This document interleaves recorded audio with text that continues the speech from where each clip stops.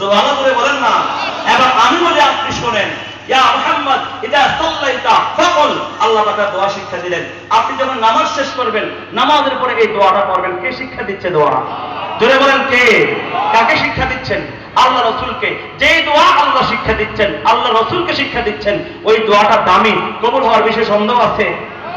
আল্লাহ পাক রব্বুল আলামিন বলেন, ইয়া মুহাম্মদ ইযা সাল্লাইতা ফাকুল আল্লাহুম্মা ইন্না নাসআলুকা ফি'লাল খায়রাত ওয়া তারকাল মুনকারাত ওয়া হুব্বাল মাসাকিন ওয়া আন তাগফিরা লি ওয়া তারহামানি ওয়া তাতুবা আলাইয়া ওয়া ইযা আরাদতা বিইবাদিকা ফিতনাতান ফাগফিরনি গায়রা মাফতুন।